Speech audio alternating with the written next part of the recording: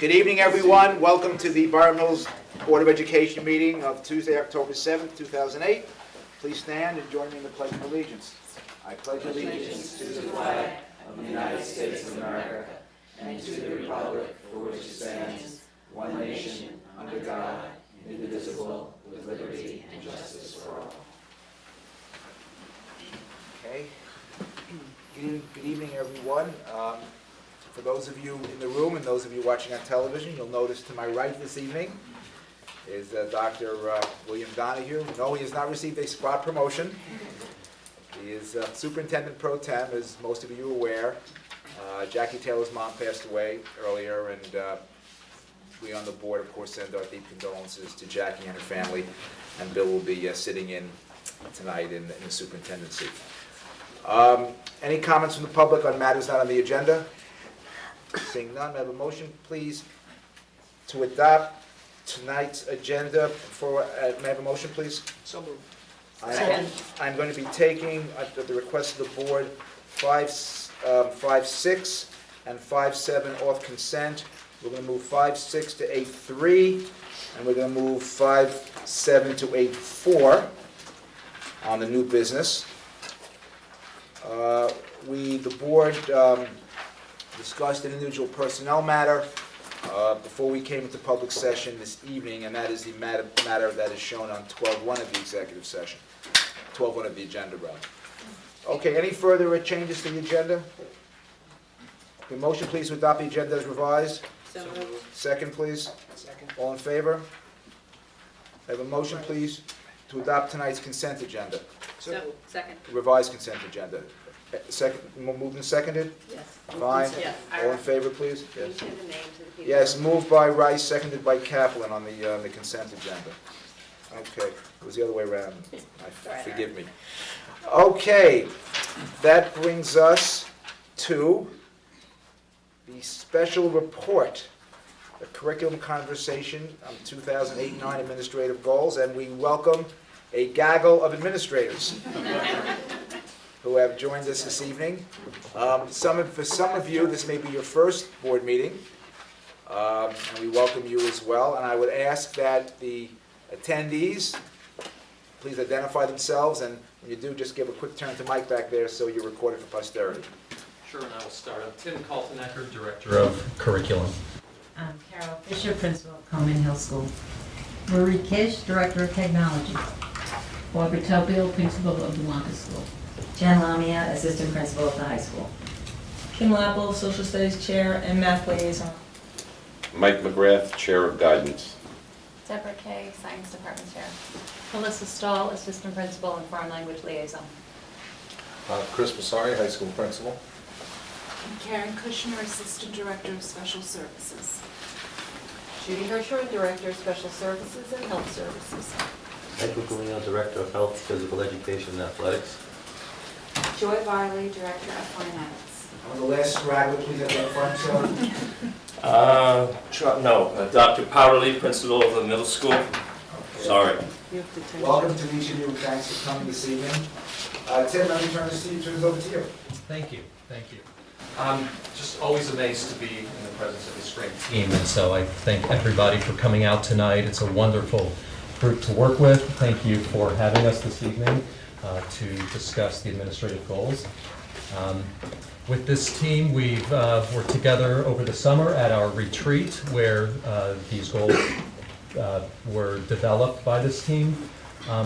2 points to make about this.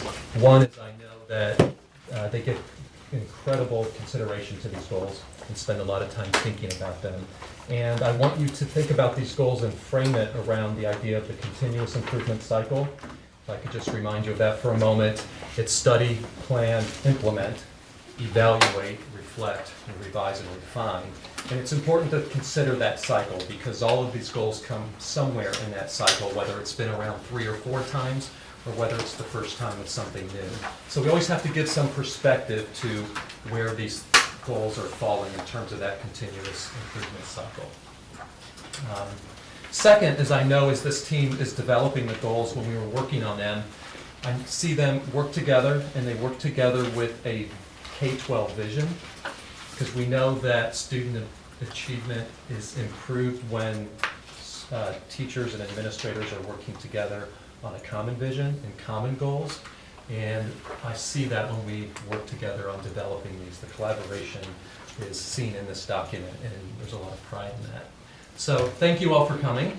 I have some questions that were submitted by board members ahead of time, so I am going to go through and ask those questions that were submitted. If another question is to come up during that, please raise your hand and I will call on you if that's fine. Mr. Schulman? So sort of a town hall format, right? Sort of a town hall, but you know, well, it depends. If I can pick everything and pick the people and the questions ahead of time, then yes. So we will start with the first question, which will be a question for me. So, right? The rest of you can just tune in. But this was a great question on differentiation, because I mentioned differentiation as a goal. It's one of my goals for the year. However, some of the buildings don't mention differentiation as one of the goals.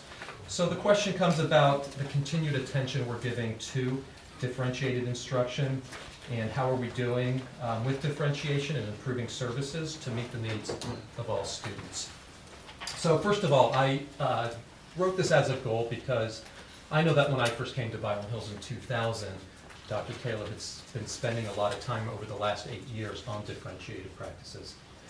We've had Cindy Strickland in the district over the past 4 summers.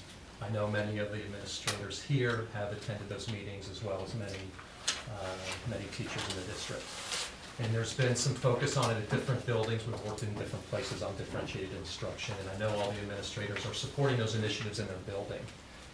In taking this role as director of curriculum, I wanted to step back and, again, in the continuous improvement cycle, take some time and reflect on it. See where we are in different areas, particularly the areas I'm unfamiliar with, like our reading program. Barbara is starting to educate me on our reading program at Wampus, and Carol at Coleman Hill, because that's an area I didn't know much about. So we're looking at our differentiated practices, for example, in literacy and reading. So my goal with this is to step back, reflect, and map out a plan on where we need to go, where are our strengths, where are the areas that need improvement. I know if, Barbara, I know you could talk a little bit. In the past, you have listed differentiation as one of your goals in the past, but you didn't list it this year. So could you speak a little bit to that? Sure. No, I didn't list it this year. I didn't know you were going to, highlight it that well. But differentiation is really part of everything we do at Wampus. It is now part of our culture. For the past 3 years, Nancy Letts has come as a consultant. She has worked with all of our teachers on differentiation. Teachers have gone into their colleagues' classrooms to see model lessons on how their colleagues differentiate in the classroom. In math and language arts, we pre-assess every unit.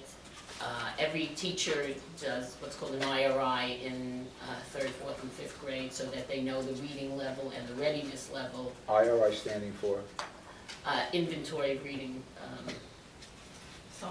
Independent reading inventory. I'll get it. 2 eyes.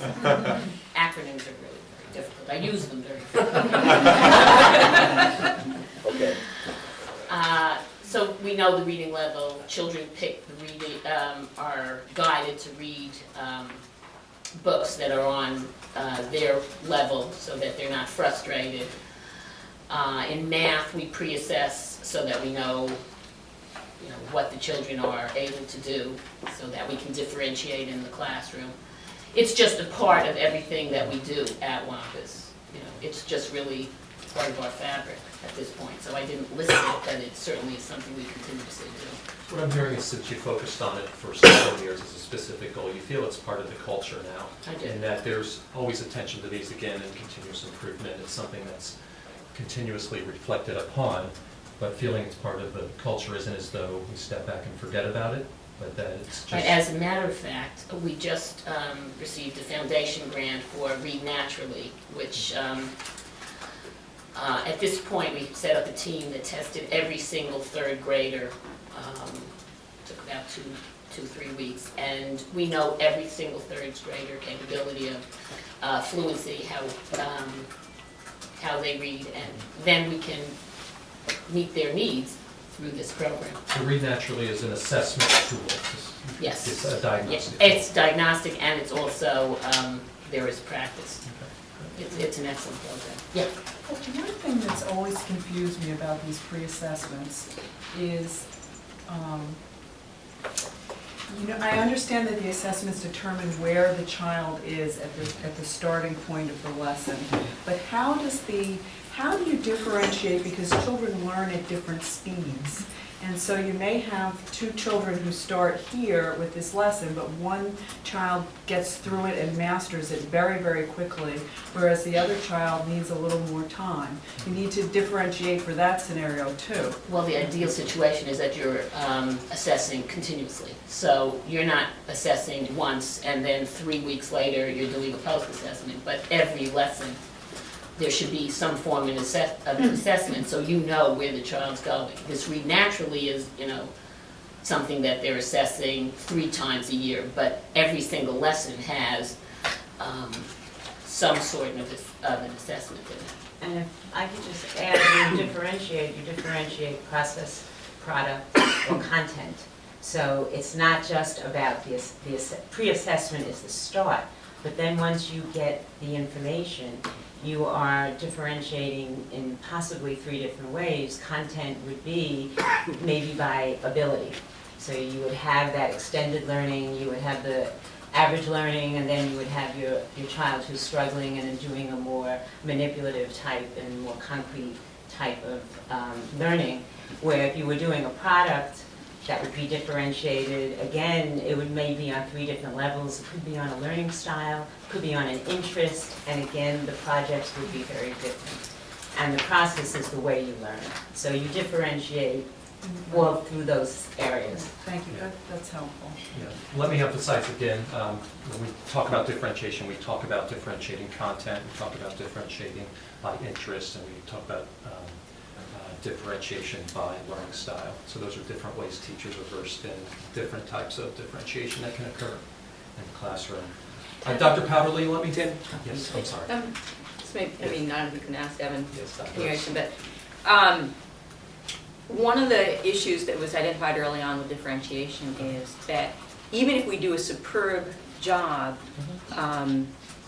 in a sense, bringing teachers up to speed, we're continually, the teacher population is changing. So it's not as though you have a stable teacher population and you build and you build and you build. You have people continually coming and going. And so in a sense, I'm asking, for the new person coming on this year, how are they brought up to speed so that they have the benefit of what are now years worth of learning on the part of a lot of other people? Yeah, let me say, just address 2 issues that I think I can talk on briefly. One is I know from my involvement in the hiring process, and I think I can speak for others here, I know that when I hire teachers, that's a question I ask about, is their experience with differentiation. Because that's something that is now a standard that's important for teachers coming into our district to have some exposure with. So we try to hire teachers that have experience with differentiation. So that would be the first way to do it. When they come in then, teachers have a mentor, and that's part of the mentor training as well, and that partnership is on differentiated strategies. And we try to offer support through the departments, through the buildings or teams, and through the work with their administrator in the building on those practices. So it's always, teaching is always a process that we have to get people with the skills. Hopefully the skills that we need here to be successful, as well as help them in training teachers to meet the standard that we have environmentally. Does that help? Yeah. Great. And Dr. Powderly, related to this, a question I have is regarding our enrichment program at Crittenden.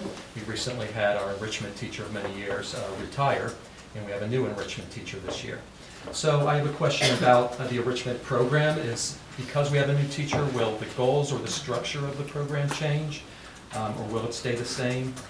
And the criteria for participation, will that change also as a result? In the spirit of a town meeting, I'll answer another question first. I'd like to apologize for being late. I don't pride myself on being on time. However, I've been working on one of your board goals, which is foreign language. And world language. What? World language. World language. Está bien. Okay. And Melissa and I have been working, we've had 2 meetings. We had a meeting last time, we had a meeting before. The 2 meetings, one was with Dr. Nina Garrett, and she was a wonderful speaker, and she talked about this world languages in the 21st century. Last night we tried to answer the first 2 essential questions about goals, purposes, and where the languages fit in our curriculum. But because we had so many volunteers for the parent participation, and we only selected 4 for the committee that could participate, we meet every night after the meeting from 6 to 7 or so, and we go over and they get an opportunity to speak. So that's where I was, so I apologize for that. As to our enrichment program, we're very fortunate to find someone who had vast experience in New York City and also recently in one of the river towns, Terrytown. And she was there for a number of years as the advanced learning teacher, as the enrichment teacher. She's had opportunity to meet with the previous advanced learner teacher, and we listed all the projects that were done previously. And in the 6th grade, whether that be poetry or whether that be a scientific method or all of those, and then some other possible projects that she would do. So the program will not change. The selection process is the same. It's a very open selection process, very similar to assessments for a pre-assessment. When they start a unit, there's a little bit of a pre-assessment, and then students go on for that. So the answer to that is the question will not change. The enrichment program will be enriched. The only is a circular definition, and she's doing a great job. She recently, we're going to have another one of our goals is sustainability. So we're going to have a Socratic seminar, and in that Socratic seminar, Ms. Cook has selected this book. It's called Window. We're going to have Jamie Cloud come and do 3 assemblies with the students, and at the end of the day, we're going to do a Socratic seminar. In that Socratic seminar, this is a wordless book. It shows pictures of one area of a little boy looking out a window and what it looks like, and then as it changes, as the environment changes. And then finally, with the last one, I'm not going to show you the last book, and then we look at these big pages in sequence, and then they discuss what has happened to the environment and sustainability. So there is no changes in the program. It is basically the same. We're fortunate to have this book with us.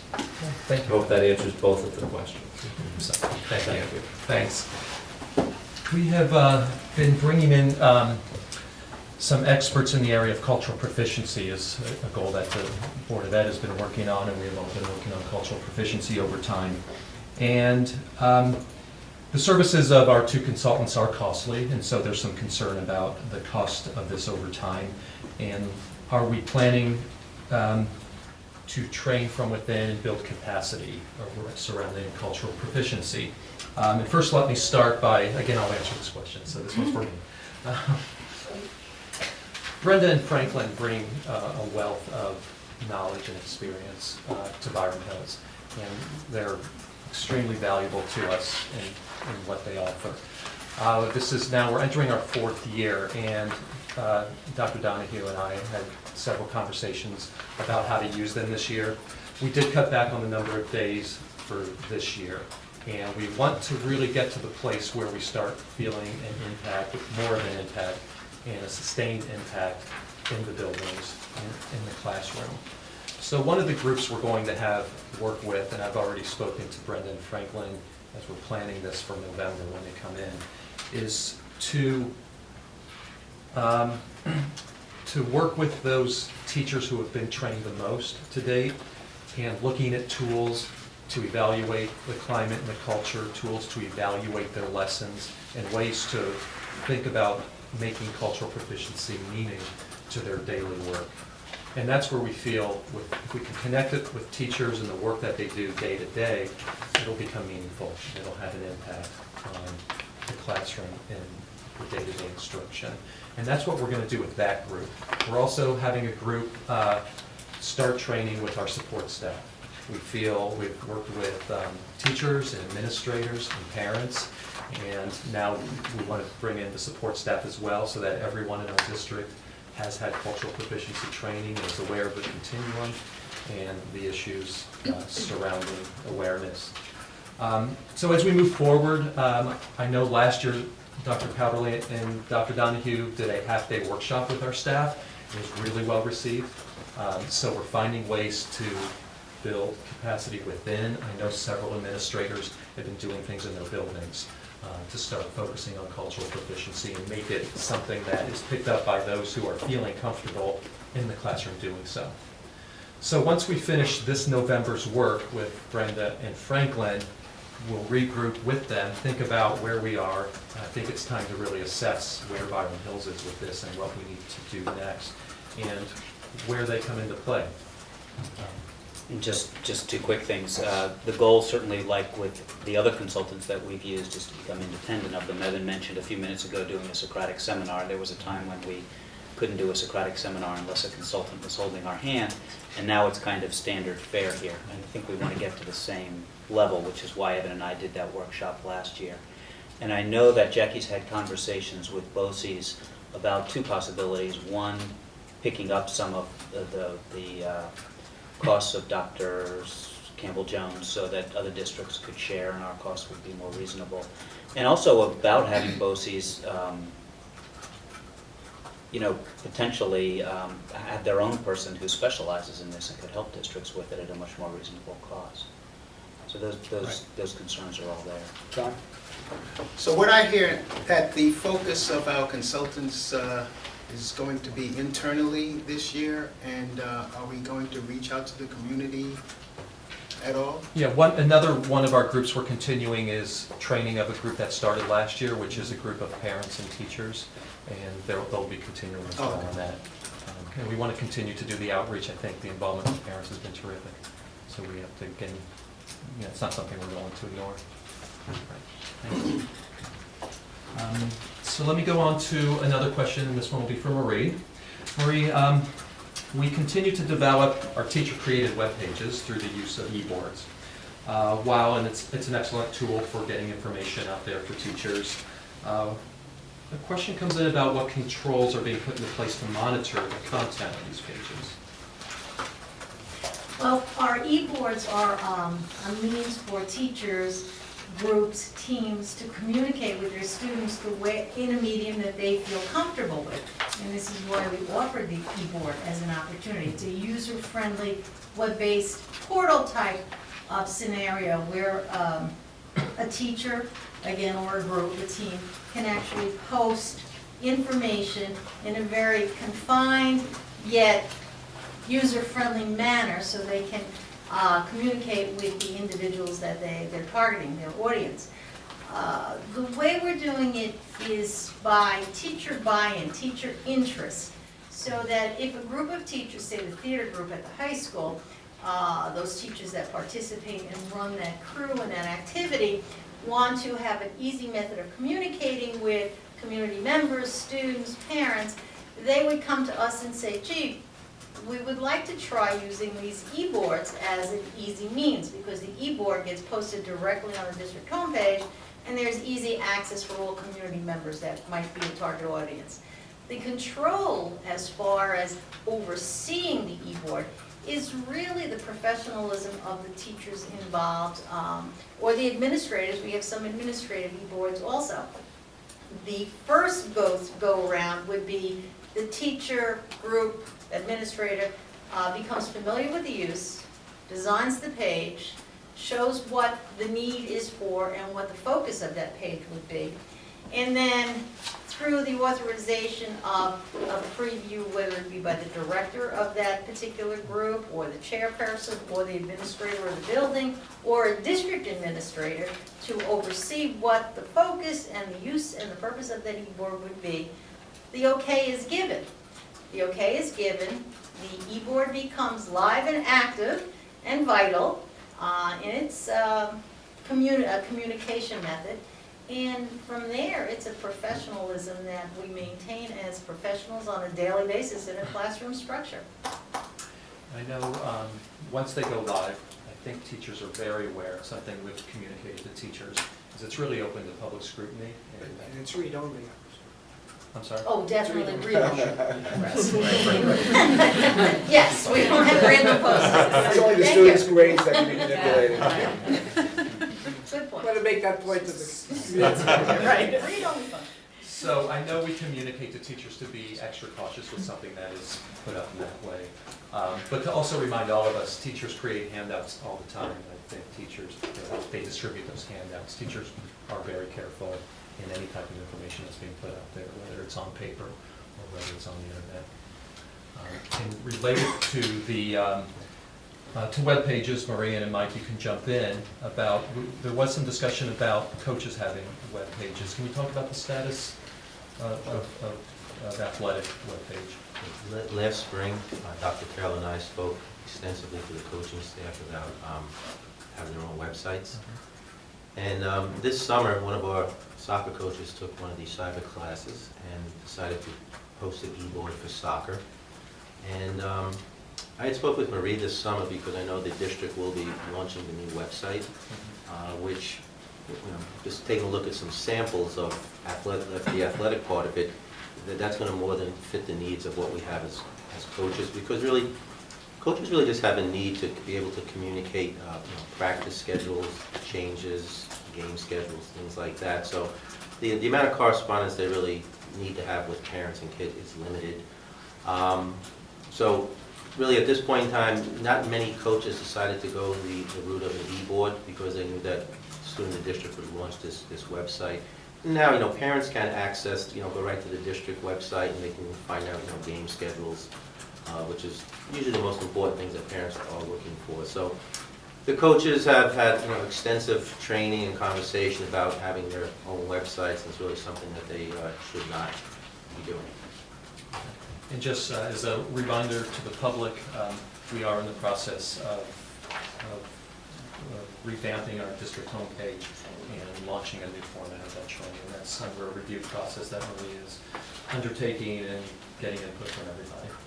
So that is... there an ETA? Yeah, for that very... There is an ETA. And we're moving forward. I'm not discussing, was the part of the question, when is it? No. The ETA, we're targeting sometime in January as the official launch of the new, more robust district webpage. And it takes time in the sense that we want to make sure we have a lot of different people look at it, different groups of people, Yes. to see if it makes sense, if it meets the needs of the people who actually use it. We'll have a lot of involvement. Invitations will go out to various interest groups to partake. Huh? Mike, when you say the coaches will have a website, you're talking about a website independent of our or No, part of? all the information that has to be communicated to athletes and parents for athletics will be through the district website. Oh, okay. No, I just wanted that clarification when you said website. Yes, yeah. Cindy Ramhill. I was along that same clarification. You said so last year you and Jackie had an extensive conversation with the coaches, which I assume was you have to be careful how you're communicating with parents and we shouldn't be having websites out there. And then this summer somebody went to a cyber camp and put a website in place, but you didn't say, but I'm assuming they then were told they can't do that, or? No, not a cyber. They put together an e-board. Okay, It's posted on the so district some coaches website. do have e-boards that are posted on, just like the teachers do. Right. I just didn't really understand what you were saying. And then when we get this new upgraded web page, Hosting service, right. it's going to include all of these e-boards. They'll be somehow part of that, Oh, you're saying? absolutely, yes, yeah. Okay. great, thank you. Thanks for the clarification. Keeping in line with the internet and the World Wide Web, Kim, I have a question for you regarding that. Sometimes students rely on Google when they are conducting research for assignments. In student history research in general, what efforts are being made to have students find and use non-internet based research materials for research? Me, no, Google. Not enough. Wikipedia. The non-Google Yeah, the website. non-Google way. Yahoo. Or when you look at our high school and our middle school, there are a lot of efforts. We work with the library. There's the Bob catalog that has been launched last year. We're working with our learning communities, within the learning communities, to actually help our teachers to utilize all the resources that are available through the Bob catalog. We have a 9th grade, school-wide 9th grade Turning Points project. That's a research project that they aren't allowed to Google. They can, and we work with Lighting Our Dome to teach them all of the sources that are available through the library and through the Bob catalog. And then we hope that that gives them a basis through 9th grade to expand upon it throughout high school, 10th, 11th. So we're working using learning communities, using the Bob catalog. Let me emphasize that our library media specialists have been working really hard at upgrading our databases and making them public and communicating it. I know that newsletters go out from the library media specialists in each building, giving them information and tips on how to use some of the databases. It's a May I ask a question? Tool to use. Just because we're talking about computers, and I guess, Jen, I don't know why I'm asking you, but it may be because I associate with English, so I'm now that these students come to you or come to us, maybe in kindergarten already borderline computer literate, maybe more, is it more difficult to teach English skills to students now that they've spent the first X years of their life IMing and getting into horrible grammar habits? Does it require any sort of rethinking how we teach basic or medium language skills? Because I don't think the curriculum ever anticipated this that was developed years ago. How are we handling it? I think it does on a few different notes. First of all, about the computer and how we're asking students to research. There was an active measure on the part of the librarians and the English teachers at the high school last year to set up an area in the library for the junior author paper that includes books. That this is, now something alien to our kids, that you should just go and be researching some portion of this research project from books. In addition, teaching in the classroom has also changed very much. We've noticed over the past 2 decades a decrease in student ability regarding grammar and syntax and spelling. And there has been less of a concentration on that for students outside of school. So in other words, in their spare time, if they're not reading books, they're looking on the internet and they're getting a variety of information that has not been edited or is incorrect. So what we're doing through the classroom is an enhancement of what has been done before regarding spelling skills. We still have spelling books at the 6th grade. But that's my question. And my question is, because we have to do that now, how does that impact our overall ability to deliver the curriculum that we believe we should be delivering? Right. I think what it forced us to do in the past decade at least is to look at editing a lot more closely. How are we asking students to look at their work? As teachers, are we taking off the automatic correction on Word when kids are using it in the classrooms? These are conversations teachers are having because kids are not learning from their own mistakes when they are word processing with the Word self-correct in place. So we are having to tweak it and to make enhancements, but I don't think that any of the content is suffering because we are trying to do those other skills. We're just trying to find ways to implement them. One more question. Does that require more in-class writing where they can't? Oh, absolutely. And is that occurring? So there's more in-class writing now than there was a couple of years ago because of you can't have the word editor on when you're writing? Right. Well, we also need to have a very real assessment of student work in a given period of time, not work that has gone home, has been edited, with the help of a sibling or a parent, which we do encourage that kind of assistance because that enables growth as well.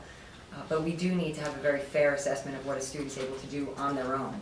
And that has enabled us to do that in the curriculum. And we have the time and ability to do that in terms of more in-class writing, maybe more than otherwise we might have planned to have. We do, and I think that all starts in 6th grade with the dual curriculum of a literature and a skills class and getting kids to have that extra time starting their middle school experience to be able to focus on English skills.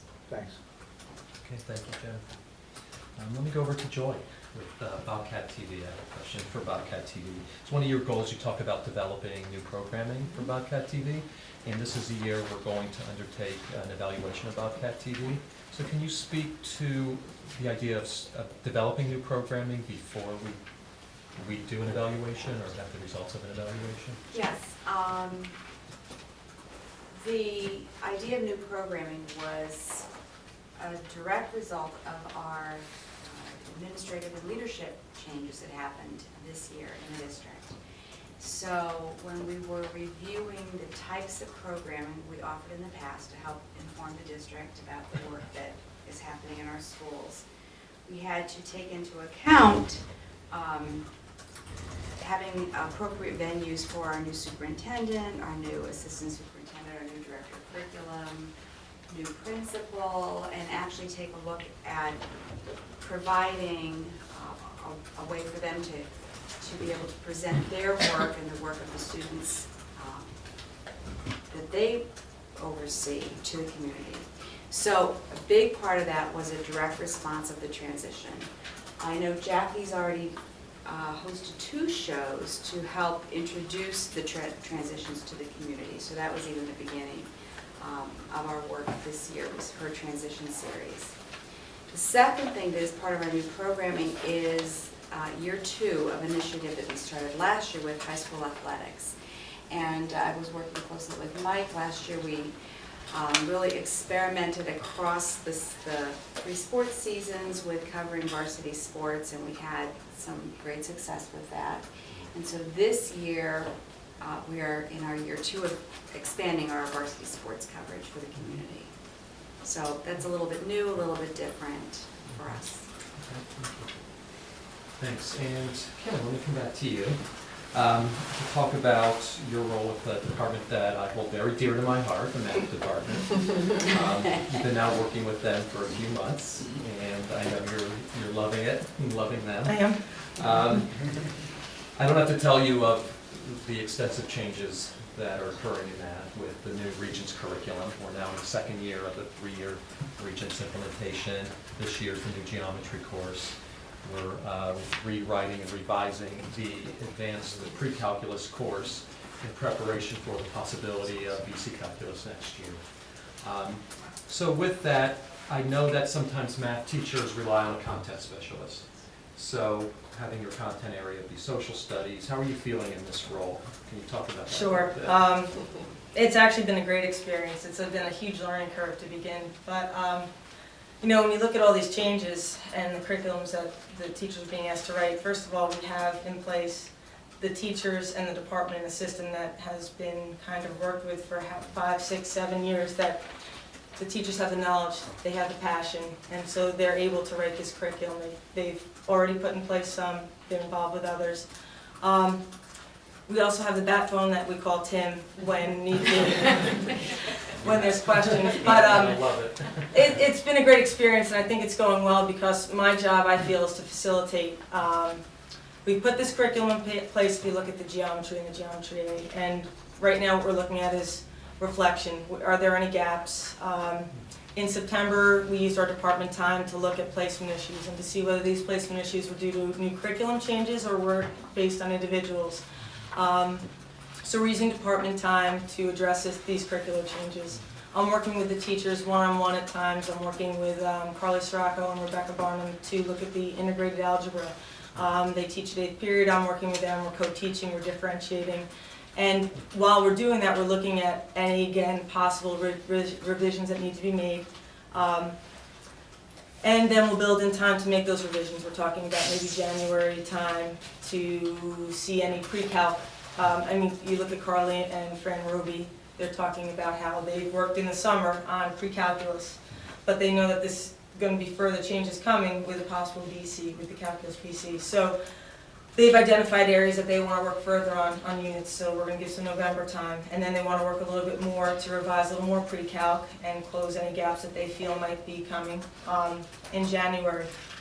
And then the department also, they're so wonderful, the teachers. They see all this coming, and they're able to verbalize it. And again, as I'm helping them reflect on this, they're saying, okay, so the next job is our trig, our algebra trig. We have to move some of the units. They're going to be the focus, or the units are going to be moved to 9th grade in algebra. That's where their focus is going to be. So they're talking back and forth, informally, formally, about how that transition will happen so that we make sure we don't lose any students on the way as they progress on. So the conversations are happening. I feel very comfortable facilitating them. Again, I feel wonderful when I hit this. Tim. Speed dial? Yeah, I know that extent, but it's gone well. Let me also pause for a moment and just emphasize something, because I think Kim touched on every aspect of that continuous improvement cycle when she talked about implementing the new Regents curriculum. You're studying and planning for the new Algebra 2 trig. You're implementing the geometry. You're reflecting on integrated algebra. So, I mean, that's a nice model to see continuous improvement happen in all of that area. So, thank you. Yes. I want to compliment you both because it sounds like you're handling what to me looks like a difficult situation, you know, pretty smoothly. and certainly in close communication. You both use the word possible introduction of BC calculus Okay. next year. Could you clarify that? It's a given in this, if you say it's a given, that's fine. I always say we need No, I'm to get asking, approval right, I'm for it, asking. so that's why I say possible. But I think, yes, we're planning for it. And we just will come to the board, probably in the winter and ask, this is where we are and we feel we're ready to implement this. And the teachers are seriously working on all of those changes in anticipation, so. Okay, So, that's so great, yes. thank So you. that's why we say possible, just because I feel we haven't come to you yet and said, And we we want to feel do we this. have, we come to you, so we're going in a circle, but now I get it, thank you. Okay, great, okay, thanks. And another department that is near and dear to me is the science department. So welcome, Deborah. And one of your goals is about the AP selection process and what study and plan the AP selection process. Can you discuss the value in spending time reviewing the AP process this year? And can you speak a little bit to a selection process at all for AP versus, say, self-selection with students, and talk about that a little bit? Sure. Part of the reason why the science department thought that it was important to continue to revise the AP selection process is because Tim, last year in working with the science department, did some work in trying to analyze how students are placed and what the guidelines should be for appropriate placement or guided selection, if you will, into an AP or an advanced science course. And what the science department and I have noticed is that guided selection is very important when students start determining what science courses they want to take, because if we were to just allow self-selection, students wouldn't always be placed in the right spots. It's important for us all to work together collaboratively with the guidance department, with the parents, with the students. And the science department is now, with all the changes in math, going to start looking at how we can tweak our selection processes for AP and advanced courses, because as you go throughout the sequences in science, the math component becomes even more crucial and critical. So it was really important for us to focus on the selection of AP and advanced placement courses, because it was looked at last year, and as part of the continuous improvement plan, we not only have to revise it due to some changes that are ongoing, but we also want to reflect and see what's working, maybe what can continue to improve, to help students choose, because ultimately when they fill out the application, they do sort of choose what direction they would like to go in. And as we work together with the close partnership with guidance, math teachers and science teachers and administrators, parents and students alike, we hope to really guide the students in the right direction to help them place themselves. The criteria are just real guidelines, and ultimately we work together to put them in the right spot. I know you've only been here for a short time, and you might not have had a chance to look at AP results, but do you have a sense of how students, have you had the opportunity to glance at any of the AP data you might not know about? I did, and it seems as if in most cases all of the AP results have improved significantly over the last 4 to 5 years. We've improved a lot in the areas of AP biology, AP chemistry, and the 2 physics APs that we offer. So we've improved significantly, and we would like to continue to do that. So by refining and revising the way that we guide the students, we're hoping to. When you say improve, you're speaking of their achievement on the AP exam specifically. Is that what you're talking about? Well, AP exams, and then also in some cases, you come to some situations whereby placement issues have to be investigated as to whether or not students are successful, and our most important goal is to assure that every student is successful. So by looking at some of the success rates in AP and advanced courses, we're hoping to ensure the highest success rate possible. Tim? Yeah, Brett. Deborah, could you just educate me a little bit on what our goals are with respect to AP selection and identifying those students that we believe are appropriate for the AP classes. And I'll tell you why I'm confused. It seems to me that if our goal is to raise the average grade on anybody who takes an AP exam, we restrict it to only those for whom it's a slam dunk. But that's probably not what we want to do, because we also want to have as many students who are appropriate to take an AP class take it. And it seems to me if we want to err, maybe we even want to err on the side of too much inclusion, as opposed to restricting and perhaps changing the direction of some kid's educational experience or major in college, because he never took that AP class in high school. So maybe we want to err on being over-inclusive, but what's the balance here? What's the right thing to do? Let me speak to that a bit, because I think we're talking about AP courses in general, and general. specifically to science. And Fair just to be fair to someone who's just new in the seat there, that's, Nice pickup. and Dr. Donahue, you can help me out. It's your We're not going to answer that. We're all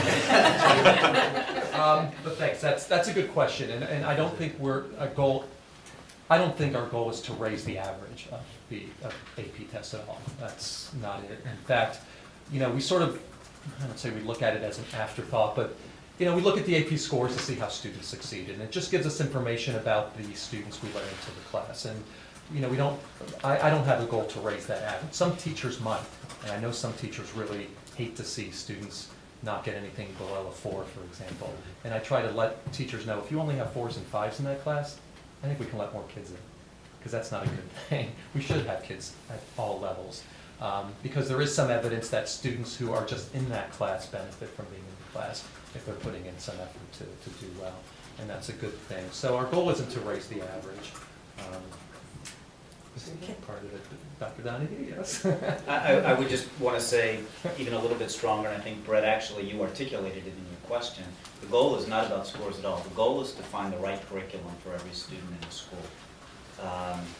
And I think the AP teachers, they haven't met in about 2 years, but the first 5 or 6 years that I was principal, the AP teachers all met together every year. And not only did we say if kids are only getting 4s and 5s, we're not pushing it far enough, but if you're not getting any 1s and 2s, we haven't pushed it so far that we know we've reached the limit. Personally, I think schools that do self-selection, unless they have a very specific purpose for it, may not be doing their students a very good service. Because I think the school really has a responsibility to prepare the student with a curriculum that meets their level of need. If a student needs to learn to write a college term paper, I don't think they should be in AP English. Might be good for their college admissions, but it's not going to be good for their education. On the other hand, if a student can squeak out a 3, they should be in there. There's no doubt about that. And one of the reasons we went toward the process that we're using in several departments now of tiered assignments was actually to have students have the experience before they get in the class. So it's not the teacher saying, I think you can do it, or I don't think you can do it. But you're experiencing, I either can do it or I can't do it. And then I feel some passion about this because I think a lot of high schools abdicate their responsibility around this issue because it's difficult. Well, I'm comforted by that, because I know that so many objective measures which are hooey, look to AP scores. That's a complex legal term. Really, and it's all about the scores on the AP tests, and frankly, I don't even think that students are actually required to take an AP test unless they want college credit for it. Yeah, I'm sorry. We do require As a curriculum. Okay. If you take the course, you take it. I was going to go back from the general AP question back to science, but I think it actually has to go to Tim because I think it was about last year. So,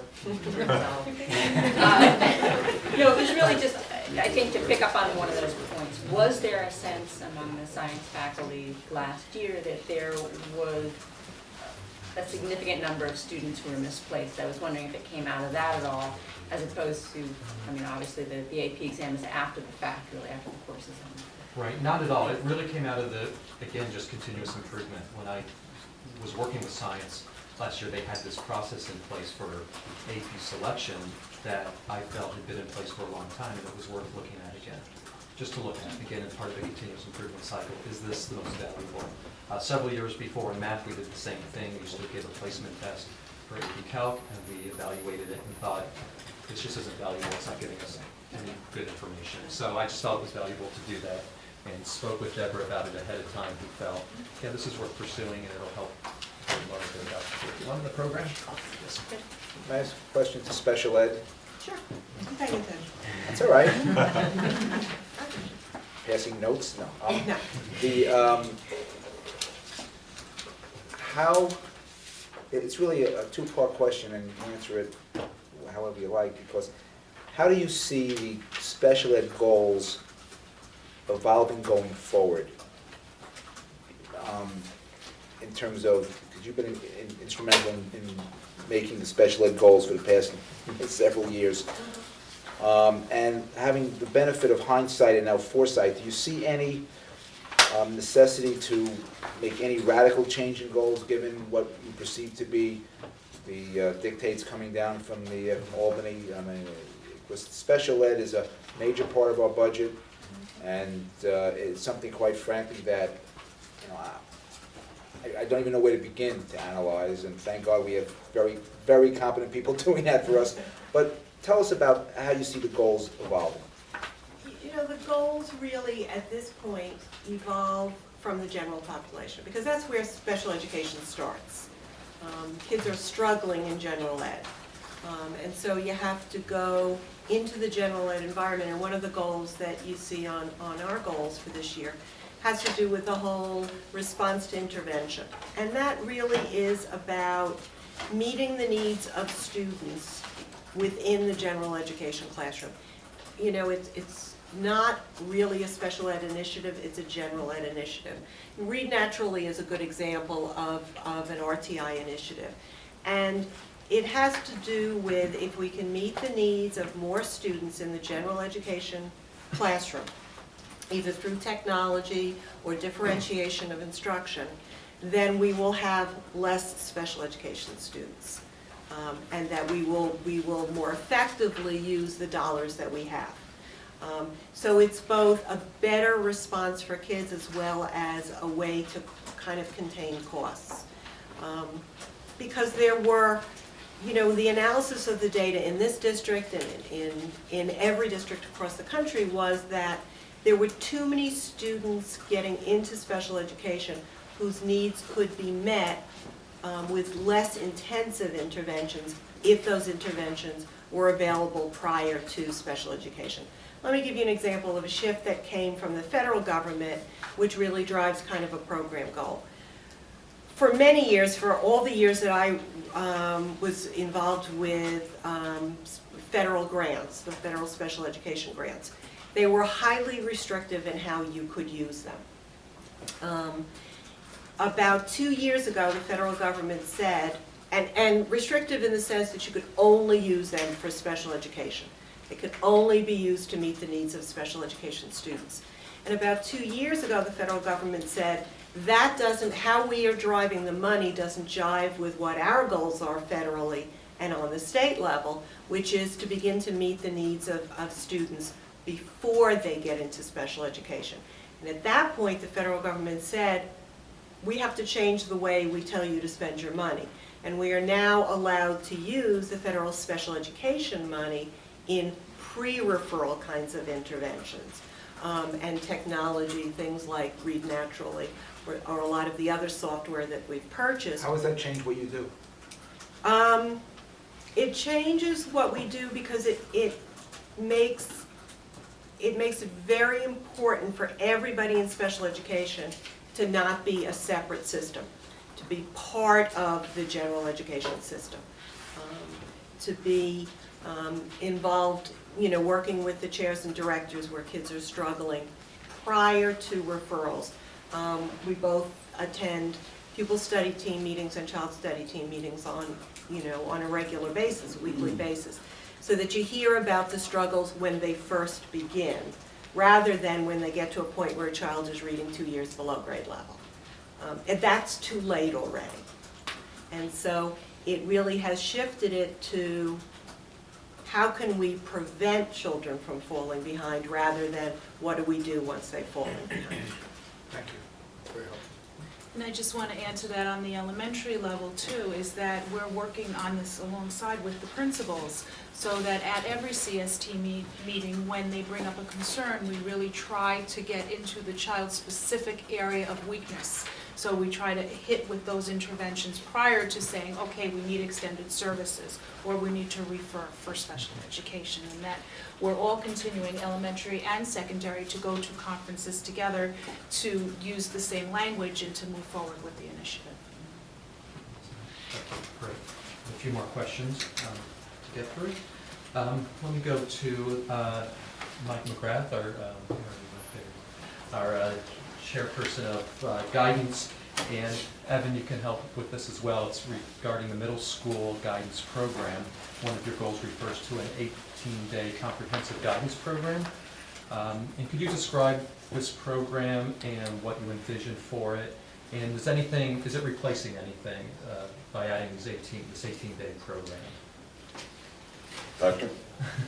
Doctor? The 18-day guidance program has been in the 6th grade, has been in actuality for several years. It's part of our Encore program. It's the 6th graders coming up and they take directed group instruction from our guidance counselors in cyberbullying, study skills, other kind of social issues that 6th graders will encounter. So that has always been there.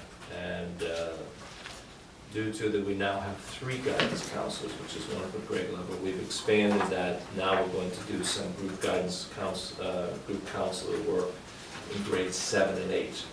And this year our concentration will be on developing 5 lessons in 7th and 5 lessons in 8th grade on careers. So I work with my friend Mrs. Kish, and we've talked about STEM, science, technology, engineering, and mathematics as careers. Okay. I'm just checking. Thanks. So we're going to have 2 large assemblies where we're going to bring in scientists and engineers, and we're also going to do follow-up lessons. We're going to we begin in 6th grade an electronic computer program called Career Cruiser, and it develops a profile, and we use that in 7th and 8th grade. So that's with that 18 days. Now, does it replace anything? No, it does not. There are certain times during the course of the school year when it's advantageous to do something different with our students, for instance, the many days that they take the state assessments. So on those days that they take the state assessments in the afternoon, they would have the counselor would come in, and as you see it says co-teaching, so all 3 counselors would come in and do some workshops and some lessons on careers. So I'd add one point to it. One of our other goals in the middle school and high school guidance programs is to create more collaboration between the counselors. And on Friday, Ann Kaplan and I are going down to the middle school to work with the 3 counselors to map out a career development program that ties into the initiative that Dr. Patterly just articulated. So that's our first part of the rollout, and we hope to have 4 more between this month and June. Now that you've mentioned STEM and now that I understand what it is, a lot of studies have identified that especially girls, what? Oh, it's Metso, thank you. Especially girls in middle school do not think of themselves as appropriate for the STEM professions. And you could see a scenario where you would sit them all down in an auditorium and they would say, yeah, they're talking to the guys, behind me or beside me. So my question is, if that is a real push to, get these kids thinking about these careers, which are so incredibly vital to, our economy and the future, how are you going to reach the girls? that has always been one of our goals over the years. Mrs. Kish started that, Mrs. Topia started that when she was at the middle school. We brought in the IBM and they did some workshops on them. They also brought in some robotics. That has always been one of our goals. And So we will continue to do that, and we will, when we bring in speakers, we'll make sure that there's a gender representation, so that the girls see that there are women who are scientists and engineers. So that's always been one of our goals. I can speak to just one event that tells a little bit of story, a little story about this. We brought the robotics club over to Crittenden in the spring last year to sort of promote the club with the 8th grade students. So the students came over and I wanted them to show the robot that they'd entered into the competition.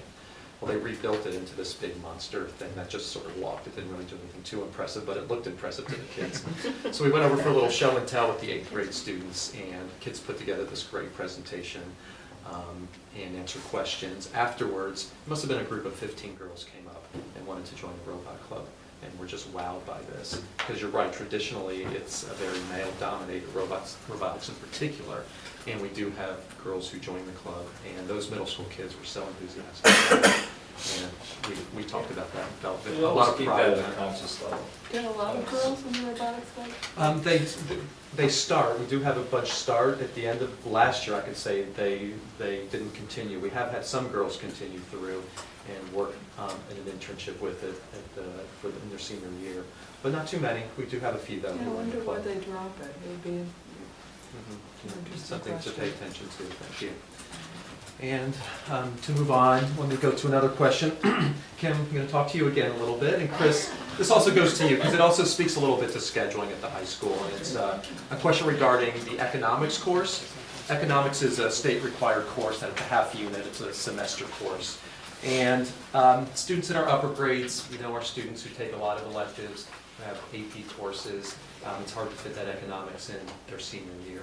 So is there any thought in terms of how that can fit either in the earlier grades or giving students a choice to take it earlier? Can you speak to that at all? You want to start with You know, I think there's a couple things that play into it. A is the scheduling. A lot of the students, I think it'd be something that we could consider, but a lot of the students that might be interested in it have jam-packed schedules already. So that's an obstacle that we would have to look at too as far as the scheduling. Another thing that we did try to open this up a little bit by allowing students to take an online course in economics, and it would have to be actually before their senior year. It would have to probably be their junior year or junior summer going into junior year, because the caveat with this is that they needed to score a certain they need to receive or earn a certain score on the AP to receive credit, so that we know that they've been through a course that we would have recommended at Byron Hills. And the other thing that I wonder, or I'd be concerned with, or I'd want to know or do further research on is, conceptually, I think economics is or can be a conceptual course. It has some high advanced thinking and thought process that's required. And I think it's best fit for our seniors because they're almost more ready to hear and learn and make sense of the material that they'd be taking in. So those would be the things that we'd have to consider when you're looking at an economics course prior to senior. It's definitely one of those things that we've had some discussion about. The issue for those kids, though, still seems the key issue is the amount of courses that they're taking, and also when we move up, many of those kids who really would want to take that economics course, possibly to get it out of the way, are enrolled in a lot of singleton or doubleton courses. I mean, there's only one section or two sections, which makes it really difficult to schedule. But it is something that we've had some discussion at and looked at the regulations too, about when the course has to be taught, find out if there are any constraints there, and it just needs to have further review. And also find out how many kids this really, I know we've had a couple of kids in the summer who've taken economics at the college level, who scored and turned those grades into us for their transcripts, but it is something that we need to look at a little bit more closely. So even moving it earlier isn't necessarily solving the problem because it's still, student schedules are pretty packed if they have science research and band or something like that. What Kim was saying too, if we move it too early in a kid's career, they might not be ready. Conceptually, are they ready to do well in the course? It's complicated. And one of the goals that have been identified in social studies that we'd like to review the economics curriculum and see if we can put a little bit more current events in real life into. I wonder why you're saying that.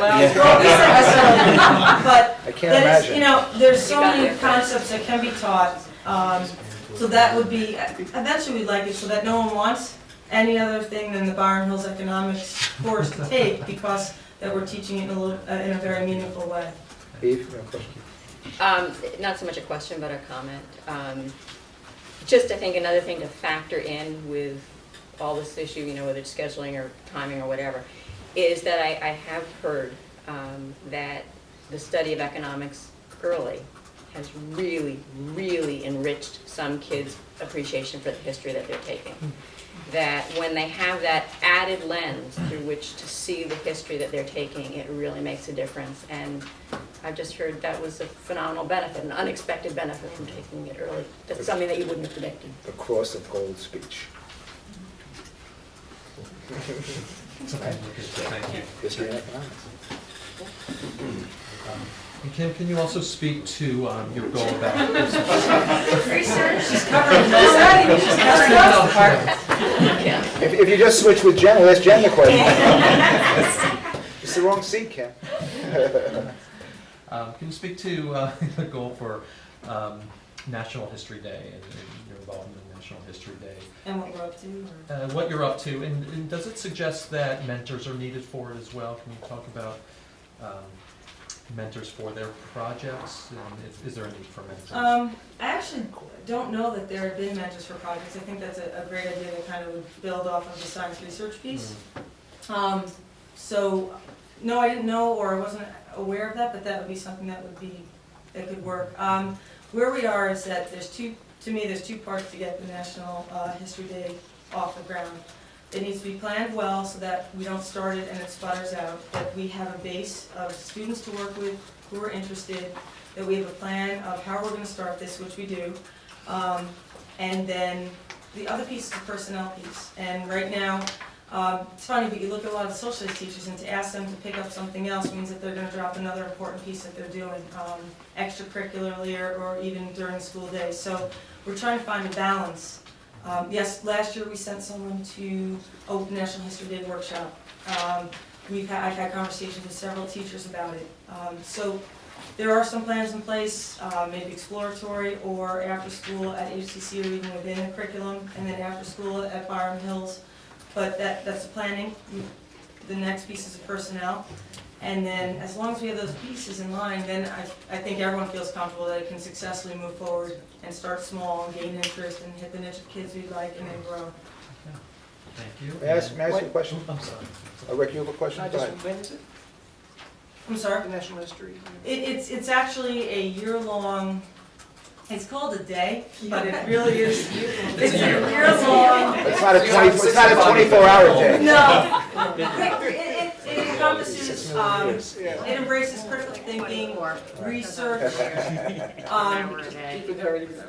It gives the students a topic each year, and it's nationwide of what to study. Last year was conflict and resolution, I believe. This year is the individual in history. So each year there's a theme. Students are asked to research it. Then they can either work individually or in a group to present whatever they've chosen to research. So they can choose, this year they choose an individual and decide to learn more about that individual and then express what they've learned in several different ways. They can choose one of them. And it really embraces what I think we're trying to do here at Byron Hills, which is encourage research, use what you've learned to create a product, a performance assessment almost that shows what you know and how deeply you know. And then it becomes a statewide and then a national competition as well. But the theme is national. I mean, the theme is across the country. Yes. It's the same thing. Yes, yes. I have a question for Mrs. Stahl. How are you? I'm well. That's not my question. Yeah, well, to me, one of the goals of foreign language or world language is to have students speak the language, have them speak it, if not fluently, at least properly and well. What challenges do you see at Byron Hills in really achieving that? I think you have to discuss the difference between proficiency and fluency and what you expect for the goals out of that. I mean, we have 5 years of study with students finishing with the AP exam. We have students on the 1, 2, 3, 4, and 5 level, and I think you have to look at the individual student as to what you should expect from them, proficiency versus fluency. It's a matter of practice, it's a matter of immersing yourself in the culture inside the classroom as well as outside the classroom as well. Are they listening to target languages on the TV? Are they watching the radio? Are they doing that? And it's something that, it is a challenge for the department. It is something that has to be, I think, consistent across the languages. It's something that has to be articulated from the middle school up through the high school as well. So all of these things are out there and have to be looked at. I guess, I mean, I'm just a follow-up, if you permit me. Do you believe, and I'm not asking you as an administrator, I'm asking you as a teacher, I guess, do you believe we've got too far away from the actual teaching of the language and concentrated more on the cultural aspects? Or do you believe they're really so integrated that to the extent we emphasize the culture, you need it to that extent to properly teach the language? I don't think you can do one without the other. Not without the other, but do you believe we tilted a little too far into the culture as opposed to away from the, I don't want to say the rote learning, but the bricks and mortar of teaching the language? No, absolutely not. I think it's a balance. I think that teachers concentrate at different times on different things, at different levels at different things. But I think, like I said, I don't want to repeat myself, but you can't do one without the other. And I think it's a balance of the grammar, the vocabulary, the literary works versus the cultural, the different aspects of the many different nations that speak all of the different, the 3 different languages that we have. Do you think the questions I asked of Jen concerning the computer generation and their total failure to appreciate grammar and spelling is impacting in any way the teaching of foreign language?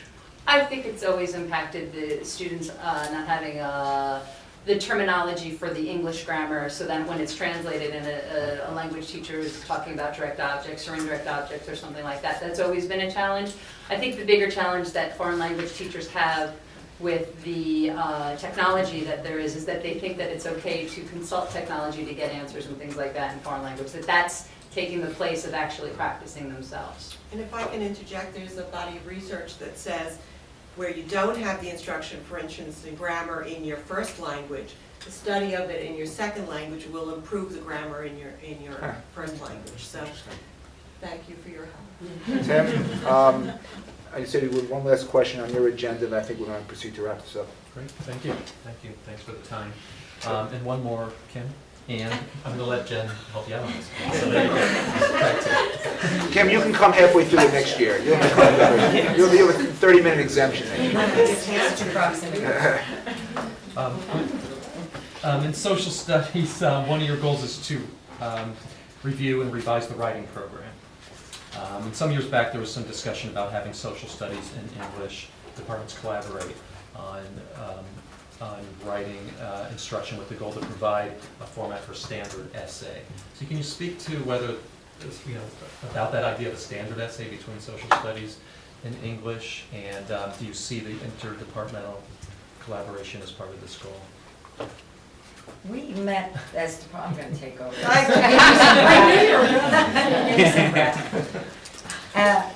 About 2 years ago, we met as joint departments to talk about an approach to writing at the high school level, and we have had conversations about it at the middle school level as well. But when we met as 2 departments at the high school, we determined that some of our goals were very similar, and some of the language between departments was very different.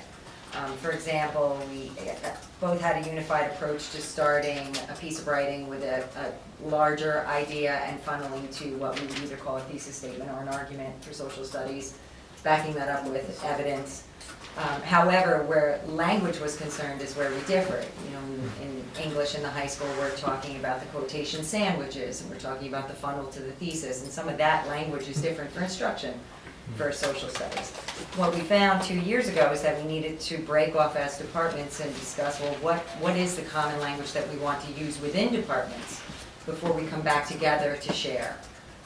We also have different, sometimes different approaches to citations, MLA citations, or Turabian, or, even MLA style versus and what we also EPA style found for economics. One of the other things that we found was that in addition to how important it is that we try to use similar language, it's really important that our teachers are aware of our differences as well, because while you're teaching a student to write in social studies, if you're pointing out how it might be different than what is being asked in English, it brings clarification, and students understand, and there's clarity to why they're writing and their purpose to writing and why it might be different. It gets rid of that confusion and any ambiguity that goes on as far as what do you need to do in your social studies paper, what do you need to do in a thematic essay versus what they're doing in English. So understanding the similarities and the differences really help our teachers to support their kids. Right, thanks. So it sounds like you would still continue to think about this. We're going to meet again this year. Social studies is going to be talking about common language to make sure that we understand within our department, and then we can... John? If no one has any questions on topic, I just want to go to one more thing. Okay, we're running. It's very short. Go ahead. Same as last year, Joy. I'd just like to hear something about art and music, you know, what's going on. I know it's a disservice not to hear a little something. We see all these things around every time we come to a board meeting. So can you just, you know, give us a little something Oh, about thank you, John. Yes, in art, one of the big goals we have at the high school this year in art is we have a new AP that we're offering, and that's AP Graphic Design for the first year. And so one of the goals we have is to really make sure our 3 different art APs are in good alignment with one another, and that the feeder courses that address those have similar structure with their tiered assignments and a really good articulation for all the kids so that they really have the right placement within the art program. So that's one of our big goals this year. And you are looking at AP studio artwork right now from the first month of school. In music, one of the goals that we're working on, and it's a goal we've addressed over many years, is we're looking at our 2 big transitions. When students move from grade 5 to 6 and then again from 8 to 9. And how to really clarify where we articulate the curriculum between the buildings, because the structures are different when the children come in to receive their instruction, and how to better service more students during those transition years. So those are 2 big things we're looking at. Thank you. Thanks, John. Next, y'all submit a question so you'll be first. We'll make sure to put it Okay, I just want to turn it over to Dr. Donahue before we wrap up. Just want to say, I can't gush as well as Jackie, and I'm We have tissues here somewhere. probably not going to cry. But those districts would be thrilled if 2 or 3 of their leaders could come before them and talk in such an impressive way. To have 14 of you who are clearly so knowledgeable, so articulate, and so committed, just reminds us how fortunate we are. We're blessed, we're blessed, we're blessed. Thanks for being here. Thank you.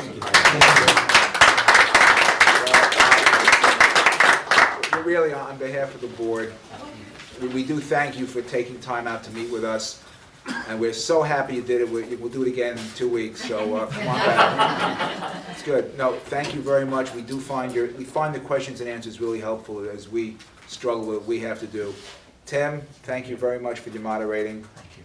Kim, you get the most active award. Congratulations. So we thank you very, very much. We'll take a 5-minute recess. I'd like to see the last page of that book. Our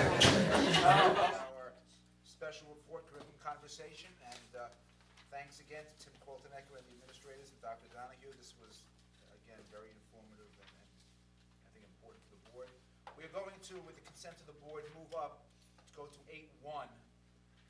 The external audit report, and then we'll go back to 7. So 8.1, acceptance of the 2007-8 external audit report, management letter and response plan for Bennett Kielson, so on and so forth. So moved. And may I have a motion, please, to accept? Second. We have a motion by Kaplan, second by Grimes. Dick? Thank you. I'd like to start this out by sharing with the community that the audit committee 2 weeks ago met with Dominic Consolo and Margaret Medugno from Bennett Kielson to talk about the external audit report. At that meeting, the report was shared in depth. Questions were asked by the audit committee. And tonight we have Dominic Consolo with us to, in essence, provide an overview of our fiscal report for 2007-8. At this time, Dominic's going to be joining the board. You're welcome to sit at the table there if you'd like. Over at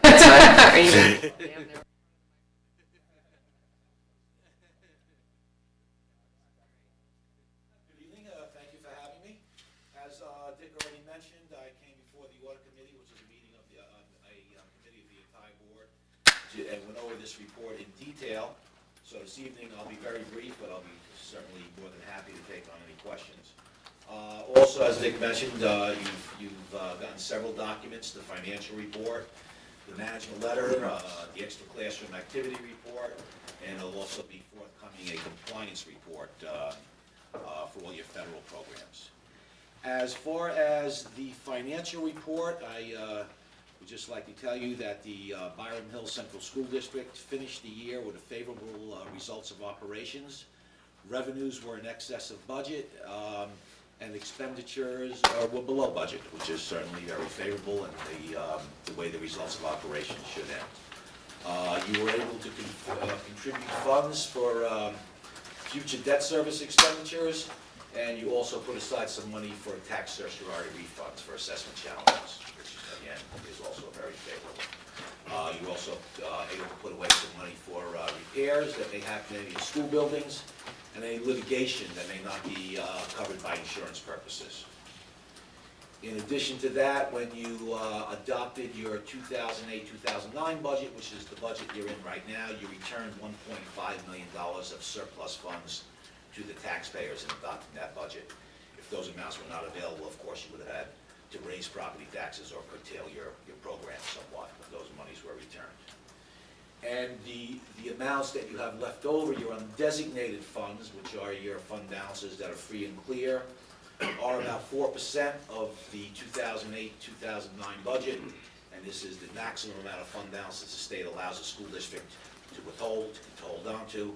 So certainly the Byram Hills School District has ended the June 30th, 2008 year in excellent financial condition. Questions from the board? Any administrative questions? Dick, any comments? Yeah, just like to point out that the report also included a management letter, which was in essence a review of the business operations. And in the package is a response plan, so that will be our corrective action plan. But it was a very easy corrective action plan to put together because there were only 4 items identified in the management letter.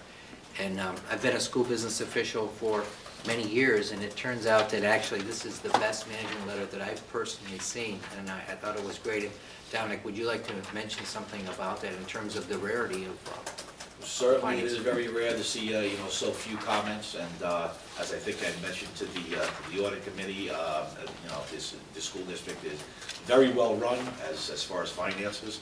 I think your teachers proved to you tonight you're also probably well run as far as educational. That's right. But certainly you have a veteran here with you. I think I used old at the finance committee meeting, but I'll correct that, say veteran. We know we're very fortunate to have that. There's no secret in Byram Hills that what he means to us. Rick? Did you say also that one of the tasks you perform is to, let me see if I can get this, to monitor for our compliance with state and federal, not necessarily accounting, but state and federal regulations? Federal guidelines as far as the monies that you get from the federal government. They pass through the state, but the federal funds. Your chapter programs, that are funded from the state, that money also, that money actually comes from the federal government. And we're required, if you receive in excess of $500,000, which you did this year, required to take a look that you are expending those funds in accordance with the federal guidelines. Which we were. Any further questions? Dick, anything else? Just like to thank Susan and the business office staff. They really did a tremendous job. I appreciate all their hard work. Thank you, Susan. Thank you, Susan. Thank you. Okay, we have a motion made and seconded. All in favor, please? Thank you very much. We hope we have similar good news to come. Thank you very much. Okay, we will move back on the agenda to 7.1, policies. May I have a motion, please? You know what? I think he makes a good point. Why don't we go to 8.2, since Michaelino's here, why don't we move forward with items 8.2 and 8.3 and 8.4. So 8.2 is the ice hockey update. 8.3 is discussion regarding authorization to execute a facility contract regarding ice rink time for the 08-09 school year. And 8.4 is the approval to award the bid for the athletic banners. Mr. Galino, good evening. Good evening. How are you? Good. Good. Well, let's start out with 8.2. Could you just give us a little update on what's new with our hockey team Okay. and the program? When I speak, I'll be speaking about the modified and the varsity program. I think the biggest thing that's new with our ice hockey program, I guess I would say two things. Many of you know, for the last, I would say 3 to 4 years, we did our ice hockey program was at New Rock City. After the season ended last year in February, New Rock City, the ice rink part of it closed. And that put us in a situation where we had to seek out new facilities to go to skate. And even though we started looking into this pretty much last June, we've run into a lot of difficulty finding sites simply because there's really limited sites around that offer ice skating. So at this point in time, we've been able to, enter into conversation and negotiations with the Ice Hutch, the Brewster Ice Arena, Murray's Rink, which is in the city of Yonkers, and then also possibly the Harvey School. We've not been able to finalize any contracts because of some negotiations we have to do with that. I think the other big thing about ice hockey and the ice in general is due to energy costs. The cost per hour, you usually play your ice hourly, they've gone up astronomically. You have some facilities that are charging as much as $520 an hour, where you have others that maybe, I would call it, a slightly lower cost, but it's still, clearly, $425 to possibly, $430 an hour. So that's one piece right now, which, is difficult. At this point in time, through our league structure, we look to be able to play our home modified and varsity ice hockey games at the Brewster Ice Arena. But again, still need to finalize the contracts on that. Another big part of it is that in early September, I want to say around September 16th or so, I got word that our ice hockey coach had resigned to take a position in another section of the school. So we've been working on finding an ice hockey coach. Last week we did interview, myself and Chris Passari interviewed some candidates, and at this point in time I will be ready to make a recommendation on a varsity head coach and also an assistant varsity coach. The modified coach from last year is returning. Well, I'm recommending he return. A couple of problems also with the ice rentals. When we were at New Rock, we really had some very good ice time. We had a 6:30 slot for Friday night games. We had after-school slots on Tuesdays and Thursdays that were 4 o'clock and 5 o'clock. We had a Sunday slot at 10 a.m., which, if you're familiar with ice hockey, is very unusual. They're very, very good slots. Right now, we're probably looking at, if we go to Brewster, we're probably looking at a slot that starts at about 8:15 in the evening and will end around 9:40. And then if we're looking at the other rink in Yonkers, we could be looking at a slot that ends around 10:15 p.m. And again, these are also, both these evenings are school nights. So that's another big concern. Where before, we had really very, very favorable ice time.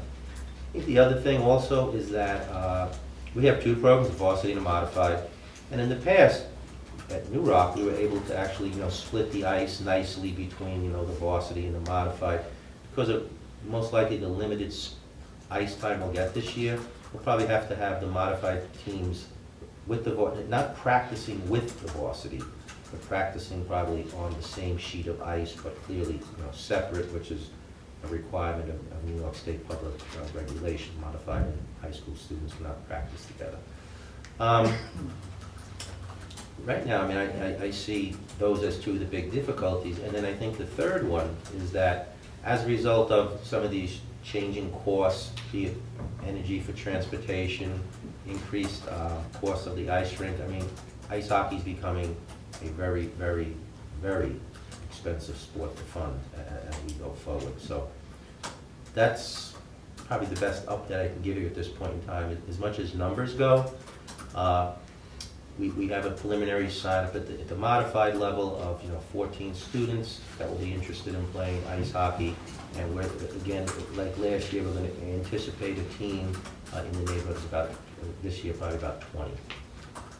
Again, it's subject to change, as people may change their mind about things. Questions on the ice hockey status, Wendy? I'm just curious, how long is that bus ride from the high school to the rink in Yonkers, which I assume is the one that's furthest? And Wendy, I can only speculate because we've never used that rink before, but if you ever gone down the New York State Thruway south, it's right to the left, kind of near Tuckahoe Road. I don't want to give you a number because I couldn't really say, but clearly going to be more than half an hour, 40 minutes. So as you mentioned it, I mean, it does concern me. The practice ends at 10:15. Presumably they got to change out of their gear and whatever. No, 10:40 you said. No, the Brewster would be 8:15 to 9:40. At the rink in Yonkers would be 10:15. Oh. But yeah, I know exactly what you're getting at. We could be talking about it close to midnight by the time a kid is at home, because you're right, practice over at 10:15, you change, by the time you get your stuff together, you get on the bus, the bus comes back up here, you dropped off at the high school, you get picked up. Yeah, I believe me, that's a concern of mine too. How many days a week would that be for them? Right now, that's probably 1 day a week.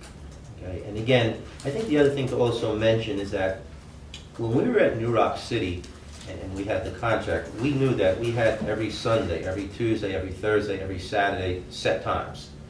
Right now, the only rink that could really, say to us, this is your set time Monday from 8:15 to 9:40 is Brewster. The ice hutch and the rink in Yonkers, pretty much what they're doing is it's pieces of ice that are not being picked up by other groups.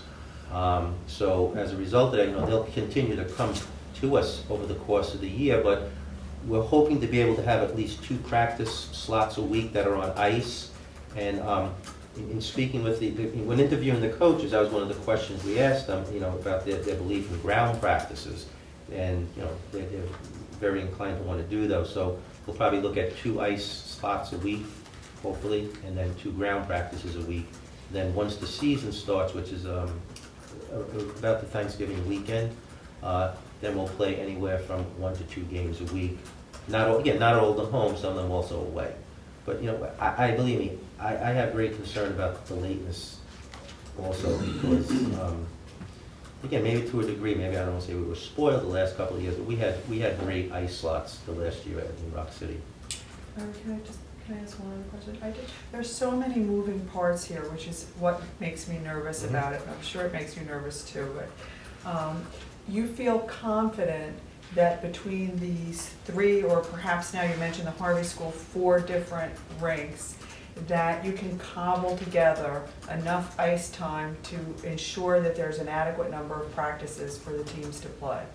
At this time, based on what I'm seeing coming to us, from the ice hutch, and also from the rink in Yonkers, I feel we should be able to get 2 ice practice sessions a week, which is, obviously, would you like to have 3 or 4? Yes, you would, but 2 seems to be enough in combination with ground practices. And again, a lot of times in ice hockey, you not only look at practice sessions, but you look at what are just called ice.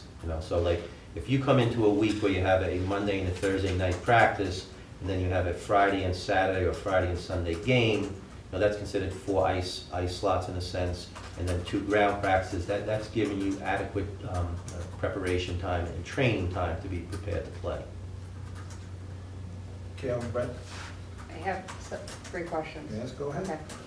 Following up on Wendy's question about the groundwork versus practices, like I know for football, across, I think most of our sports, there's a certain number of required practices before they can play.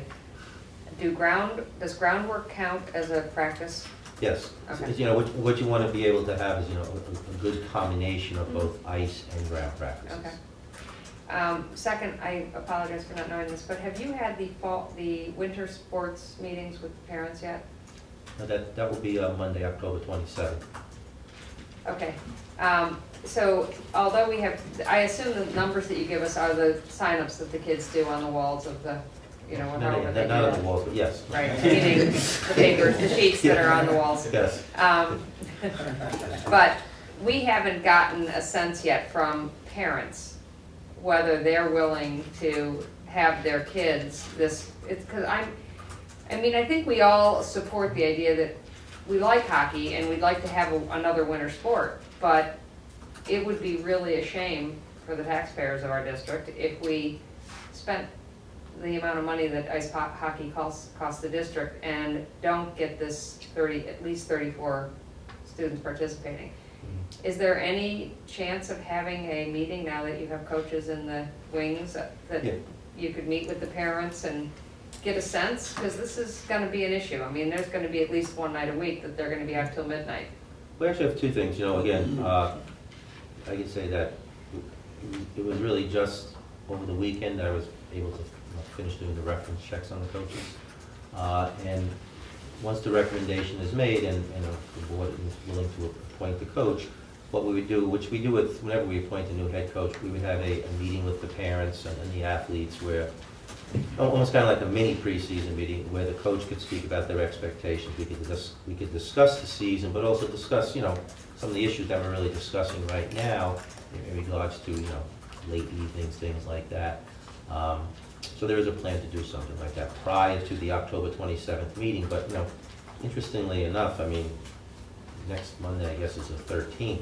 That's really only a little bit more than 2 weeks away. Yeah, it's not that far away.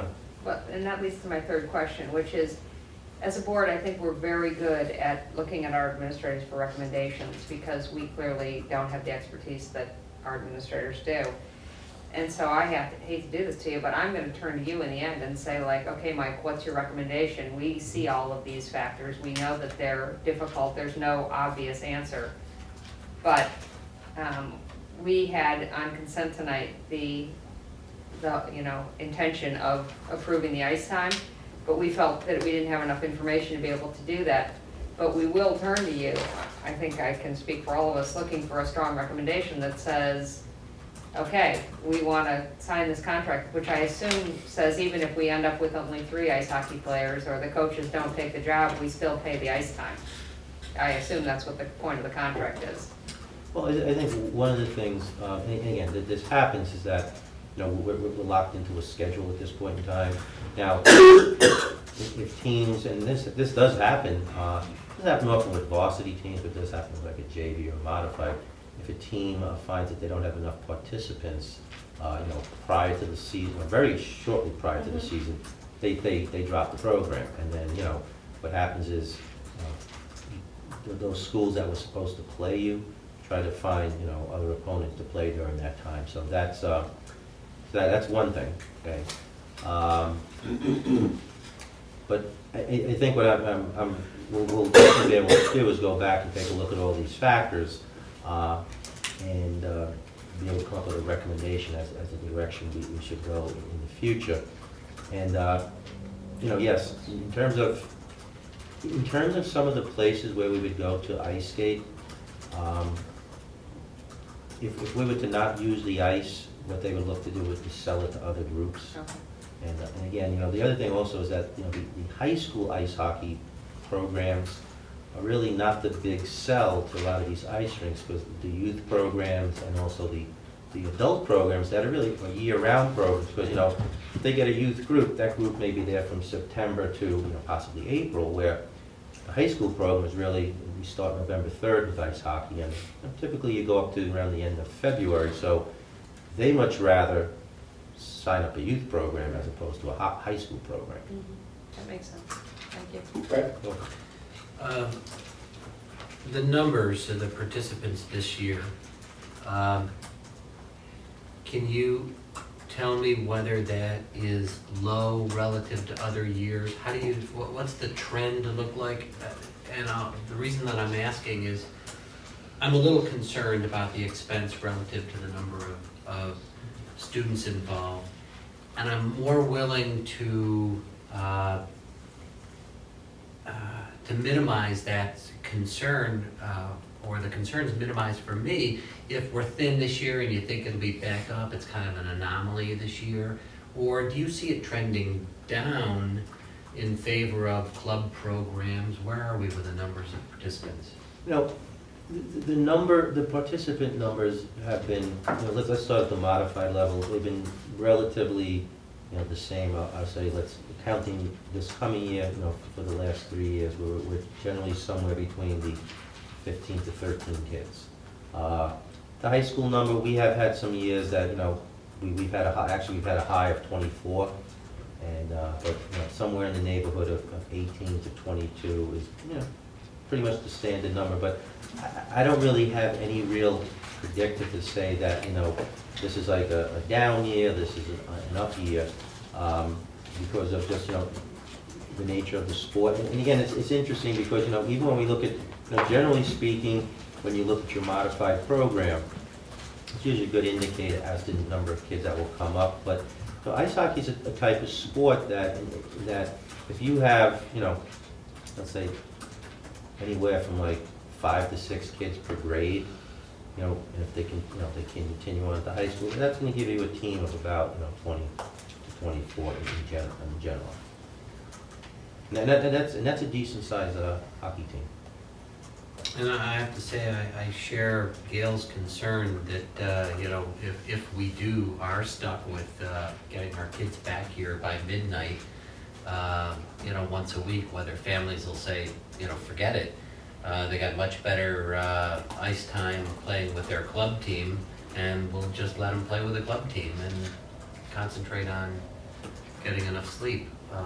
I'm concerned about that. So, but will you think if we sign these contracts, we're not going to be obligated to pay for the ice time if we don't have a team? Well, you know, I would just say, you know, that would be a question I would, you know, obviously pose to all those groups, but I would say that, you know, in the case of 2 of the groups, you know, the same way that we're getting ice, where, you know, they're saying like these slots are available, okay, the slots that we have would just kind of, in a sense, go back into the pool and then become available to other groups, other schools, other youth groups. Eve, Wendy? A couple of practical things. One is, with the team potentially coming back at that late hour, is there any difficulty getting drivers, bus drivers, who are willing to be out at that time of night and want to bring the team back? I mean, if we sort of looked at that, we assume somehow in this they'll be available. You know, that's obviously, you know, probably a better question for Guy, but Right. what I would say Right. though is that our transportation department is great.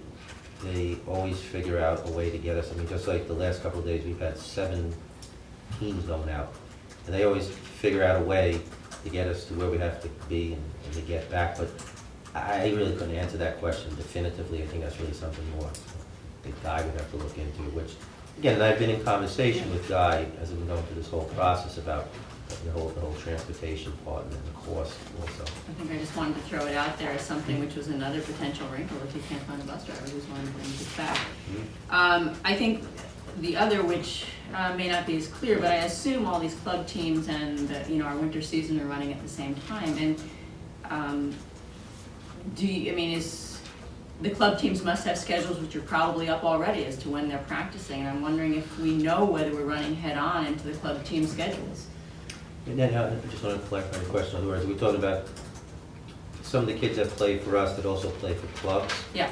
Well, you know, one of the rules we have is that, you know, you really need to kind of make a decision if you want to play for Byram Hills or you want to play for club, because it just creates too many conflicts where kids can say, well, you know, we have a game on a Saturday, but, you know, I have a club game, and also, well, I'm not going to come. We can't really run a program that way. So that's something that, you know, and also, quite honestly, when we even like interview the coaches, that's a big question we ask, because we know what our philosophy is on that. So that would be something, but that, once again, could be another factor that may enter into whether or not a kid's going to play for Byram Hills or want to play for a club.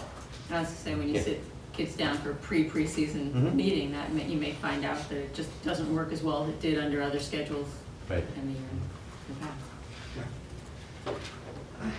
I don't even know where to begin here. It feels to me like we're really between a rock and a hard place. We have the hockey team budgeted for this year. I think we have a commitment to have a hockey team if we have enough kids to play hockey. That to me is very clear.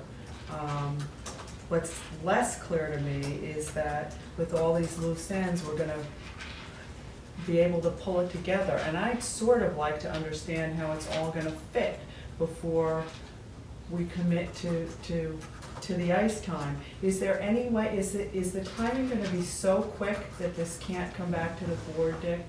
With a, you know, we know that we have a coach, we know that we've got all the ice time lined up, we know that we have the drivers, The kids. and the kids. Is there any way to get all this information before we commit the funds? The difficulty is the timing associated with the first come, first served issue. And we have not yet received the contract from Booster. Mike's been contacting him every single day, but we haven't seen that contract.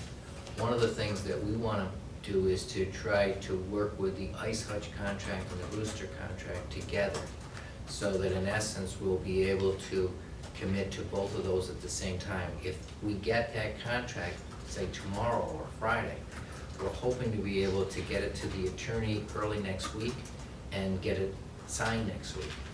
That's the advantage. Understanding that there's still the issue in terms of participation. I don't believe Mike, at this point, feels that the program's in jeopardy as far as participation, and that's probably something you can do some straw votes on and try and work on getting more information from the parents on it. But we recognize the importance of trying to pull this together in a way so that when the commitment's made in the contract, it's a situation where we're actually going to be able to have a program, and the dollars that are expended will be used for that program, and that's something that we're very, very worried about, and we want to make sure we follow through with. And is your sense the same as Mike's, that if something were to happen and we didn't have the participation, the parents say, no, this is too late, my child's not going to play ice hockey for Byram Hills, that we could somehow, that we'd be able to get out of those contracts because the ice time would be in demand? What I'm hoping, hearing this conversation, is that we're going to have a better handle on the participation level early next week, so that we could try to figure out, okay, if we get this contract, we're good to go. And I can't say right now that if something happened in terms of the cancellation of the program, that we would not be at risk as far as those contracts. I think that's something we have to be very careful about, and Mike and I will work together on that to try to make sure that before we sign those contracts, we know what our risk issues are. If we still have a risk and we're not able to clarify that, then that's something we can bring back to the board and say, you know, this is what we have. The situation's different than we thought before. I'm not anticipating that's going to be the case. I really think we're going to be able to pull this together. And could I just say one other thing here? Sure. I mean, it seems to me, because I know we're all a little uncomfortable with it, it seems to me we don't have any choice but to go forward for this year. But it also seems to me that the quality of the program is not likely to be what it has been in the past, because it's just sort of being, you know, piecemeal together. So I think you're really going to have to come back to us at pretty frequent intervals and report to us on how it's going and what the prospects for the future are, because it doesn't feel like this is on solid ground to me. Well, my concern is that if we don't give them the authority to go forward with this, we're almost assuring ourselves of getting midnight ice times. And so that's, you know, to me, it's counterproductive. So I certainly think Dick's comment is a good one, that if he believes there's a true risk of us getting stuck with thousands of dollars unused ice time, they'll come back to us. But otherwise, if we're going to have the program, I think you've got to give them the authority to go forward with it. Otherwise, the ice time will just be horrible. At the risk of us all thinking we're on the same page, talking about what constitutes adequate numbers for a program or not, Mike, I just wanted to know from you, at what point in numbers in these discussions with parents and kids who have signed up, what number are you looking for to say we're okay? I would say that once we start at the modified level, well, once we start to get below that probably that 13 number. That becomes, I think, the break point in terms of where, because again, you have X amount of kids on the ice at a time, which leaves you very limited substitutes. And then, you know, in the world of athletics, things happen. You know, kids get sick, kids get hurt, and then all of a sudden you go from like 13 or 12, and now you have 11. You have like very few subs. Okay. And I think also at the high school level, I mean, at the varsity level, I would think that, you know, a number in the neighborhood of about 16 to 18 is a good number to have. Again, some of those same things also happen to the high school kids. Any further questions or comments on this? Yeah, I want to echo Wendy's request and see if there's consensus on this to have maybe a mid-season or a report on this or touch base a couple of times. Frankly, during our budget development cycle, I'm really troubled and concerned by what are enormous expenses that continue to increase, you know, north of $50,000 for this program, and relative to other, it's not only relative to other athletic programs we have, and it's far in excess of that, but relative to curricular things that we're doing now too. So I want to integrate this into our budget discussions, and I think to do that properly, we kind of have to figure out, is it really working, and is it worth the candle?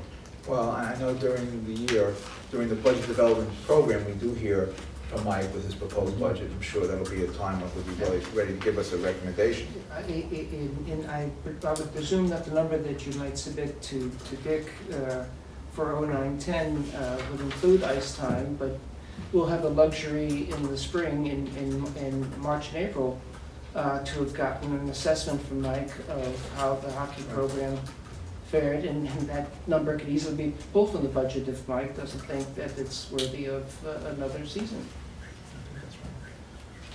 Okay, we have a mo, oh, I don't know if we had a motion. I'm going to ask for a motion to authorize the administration, the superintendent or her designee to execute the facility contracts regarding the ice rink time for 08-09, understanding the parameters we discussed. I have a motion to that effect, please. So, second. Grimes and Kaplan, any further discussion? All in favor, please. Okay, thank you. Mike, the next item we have on the agenda is an action item to approve the award bid for the athletic banners. If you would just tell the board a little bit about the banners. Okay. This banner system is a banner system for the high school gym. And as you can probably see there in the bid package, is that what we're really trying to do is there's 180 banners, and it represents all of the sports, all the varsity sports that we presently have at Byram Hills High School. And what we did is we archived back into history to find out, you know, going back to when we first started having varsity teams here at Byram Hills, those teams that had won championships. And what it pretty much is, each sport will be designated by the larger sign, and then underneath there, chronologically by year, you know, and I give, just say soccer, boys soccer as an example last year. Now boys soccer, they won a league championship, they won a sectional title, they won a regional title, and they won a state title. So up there would be 4 of those small banners, and all the banners are designated by different colors. And you know, these aren't the exact colors as they go, but for example, all the league championships would be, let's say, blue. All the sectional championships would be red. You know, state championships would be white. And on the small banner, it would have the year, a logo of the sport, and you know, and also what it was. You know, so it was a league, a sectional, or you know, a state title. And you know, again, at this point in time, you know, not counting the 2008-2009 school year, we would be looking at 180 of those. And based on how we're doing this fall, I anticipate adding many more. You know, and that's the other good thing about it is that these banners, so quite honestly, one of the complaints we often got about the system we had is that it really wasn't updated very quickly, if at all. And this system is the way the system works because it's on a track system. For example, after the fall is over, and if this bid is awarded to this vendor, it was a local vendor actually down in New Rochelle. They would produce the banners that are brought up to us, and then it's just a matter of going up on a ladder and it's a little molly boat that you put into the grommet and just slide it onto the track, and you just kind of keep building this, over the course of time. So the fact is that we can update them more rapidly, and it's also, again, I think, these championship systems, they're a sense of, pride, tradition, and spirit. And I think, spirit is at an all-time high at Byron Hills. I mean, if, you come out, walking around the field, a lot of spirit throughout the school, you take a look at homecoming and all those activities. So I think it's something that's really good that, people pride themselves on as a kind of a historical marker of the success of teams. Rick? I think now I understand, I hope I understand exactly what this is. You have here 13 banners, 24 by 96. Is that the 13 sports? Or is that 13 sports? And we have The larger banners are actually designate like the actual sport itself, okay? And the smaller banners, those actually designate the, like if it's a league, if it's a county sectional title. Okay. But a sport, soccer, for example, is men, that's two sports? Yes. Right. Okay. But we certainly have more than 13. I believe altogether we have, 28 sports. And again, if you also want to get an idea of what the banners look like, is that in the past, when you come down the driveway of the high school and out to the right, you see that little sign that says Byron Hills Champions, I think. Okay, that's what the largest sign would look like, and we'd have one for each team. Those smaller banners, which are actually from, I think they're actually now 2 years ago, those are what they would actually, begin, those are what the league and the sectional ones would look at. Like, so that's why, prior to this, we had started to, begin to get these for like as an outdoor type of banner. Because these banners being vinyl, it could be indoors or outdoors, but we're going to put them indoors. I'm only asking, there's 13 of the larger banners. Yes, those are the ones that those are the sports that we still need to actually order that will bring us up to the full, full 28. Right. Gotcha. But it's 28 sports. Thank you. Any further questions, comments on this? Okay, may I have a motion, please, to approve to award the bid for the athletic banners? So moved. Second. Any further discussion? All in favor, please? Mike, I just want to say, I think this is one of the golden eras of Byron Hills sports. I mean, this is just an unbelievable fall. I would like to say that presently 4 of our teams are ranked in the top 10 in New York State. And our volleyball team is ranked top 7 in all Section 1 of all classes. So it's been a very good fall so far. This is probably the biggest football game we've had in 20 years coming up in Byron Hills. Saturday night, 2 5-0 teams, Byron Hills and Rye will play down at Rye High School. I believe it's a 7 o'clock start, and as we know, I think Rye is the defending state champions. Playing down at Rye because they have lights. It should be. 7 o'clock, yeah, that should be fun. It's at Rye, yes. Yeah. Is it 7 o'clock kickoff? I believe it's a 7 o'clock kickoff, yes. We'll be rooting. Thank you very much, Mike. Well, actually, I was going to say if it was home, you could catch. Well, you might be able to still catch it on Bobcat TV. The football game? Well, it's a possibility. Yeah, they'll be taping it. It's very exciting. And the field hockey team winning a few? It's great. The field hockey is winning a few, yes, we're moving up in that regard also. Thank you, Mike. Thank you very much for coming, Mike. Thank you. Thanks, Mike. Okay, moving now to 7-1. May I have a motion, please, to adopt as a second read, Regulation 1120R? So moved. Kaplan, the second, please. Second. Any discussion on 1120R? Seeing none, all in favor, please? May I have a motion, please, to adopt as a second read, Policy 9100, the whistleblower policy? So moved. Kaplan, Rice, any discussion? Question, the word "new" down there, is that hanging from something, or does that have some? I mean, it's a new policy. New policy. New policy. First time in the book. It will not be in the published version. Okay. Any further discussion on 9100? All in favor, please? Yeah? Wendy? you vote? Okay. All right, may I have a motion, please, to adopt as a first read of policy 9520, the FMLA policy? So moved. Rice move, second, please? Second. Kaplan, discussion, 9520. Eve? The major change to this, I'm not sure when the board last saw it as opposed to when the policy committee last saw it, was the change to the definition of the year. I note that some changes that should have gone with the change of the year didn't make it into this, so that we need to fix that. I also would like to request that we define the year more specifically, that it should be July 1st to June 30th. I think still there's too much wiggle room in the June to July. So those changes would be in the first paragraph where it says from July, the underlined blue, through June, it should read from July 1st through June 30th of any one school year. And then the part right after that, a rolling 12-month period, should have been taken out down to where the end of that sentence, because we no longer have a rolling 12-month period. All right? So it should be school year measured backward, or the whole sentence comes out? The whole sentence. A rolling 12-month period isn't measured backward from the date an employee uses any FMLA leave, period. It should be taken out, because it no longer, correct me if I'm wrong, but I think this no longer applies. Under purpose and amount of leave, there is again from July 1st through June 30th. On page 2, same thing, the blue.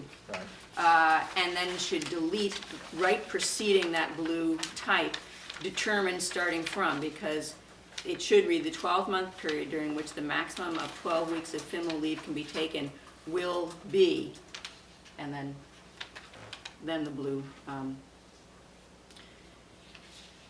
Bill, you with me? Will be from July. Will be, right, from, right, that's Got it. correct. Yes, ma'am. Okay. Then, under kinds of leave and notice, if you go down to the third paragraph there, you'll notice that it says cannot exceed 12 weeks in the rolling period. You should delete that. Yeah. Also, small correction, on the top of that same page, under number 3, at the very end it says, for more than 3 consecutive days was not Where days was that, yeah. Days was deleted there. And then on page 5, actually the second line down, the school district may have to evaluate the reinstatement rights of certain, it should be high-level key employees, not higher. And that's it. A certain high-level key employee. Thank you. Any further comments, changes? Yeah, I hope when it comes back next time, we'll see it formatted without all of the edits in there. Okay. So, may I have a motion, please? Well, we have a motion. We have a motion, please, to adopt 9520 as amended. So moved. Okay, Gardner, second, please. Rice, seconds. Any further discussion on 9520 as amended? All in favor, please? First read, yeah. First read, correct. Thank you. All right, enrollment report. You have in your book the official enrollment as of October 2, 2008, showing a grand total of 2,839 students. Again, measured against a demographic projection of 2,841. 51. 41. 51. You, The math you is add, wrong. the math is wrong? Well, we'll take Kaplan's word for it and make it 51. Because Wampus is 714. Okay. I don't think those are apples to apples, though. The first number you quoted has the students with disabilities placed out of district. Well, the 24 is added to that 2839. Anyway, just for those watching Coleman Hill, we had a projection of 631. We have a total of 609.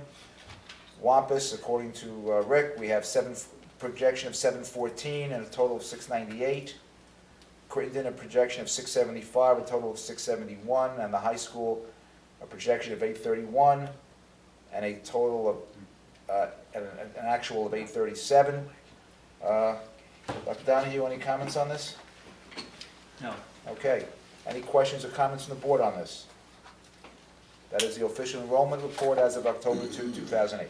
The only comment, I'm sorry, I want to make sure that when we do contract with our, I'm sorry, when we do contract with our demographer, that these are substantive differences, I think, certainly with Wampus in particular, that we need to get her to just, take a fresh look at her assumptions.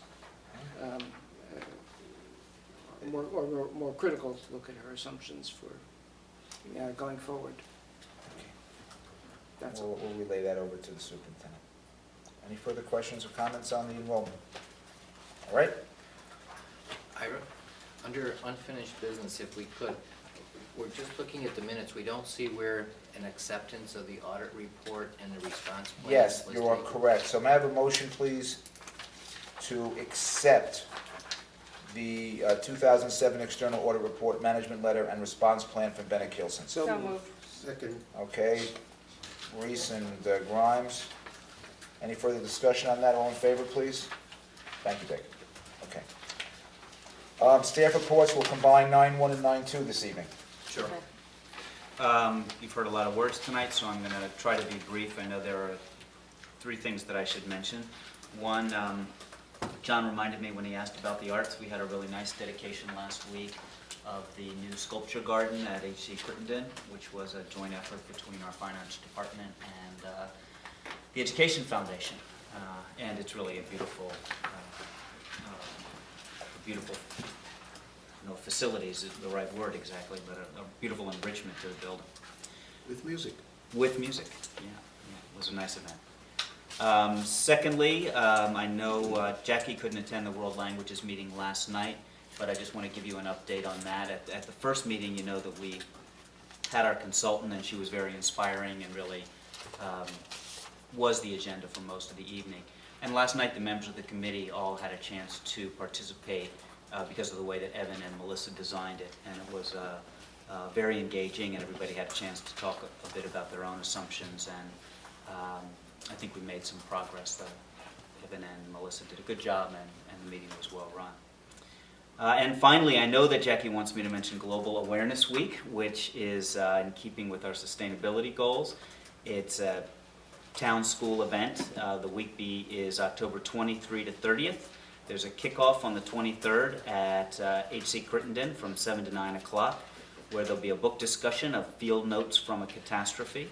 Dr. Jim Lewis from the Calder Center will be leading that. On October 26th, everybody is invited to the Fun Run, where there'll be a table with information about sustainability efforts in the town.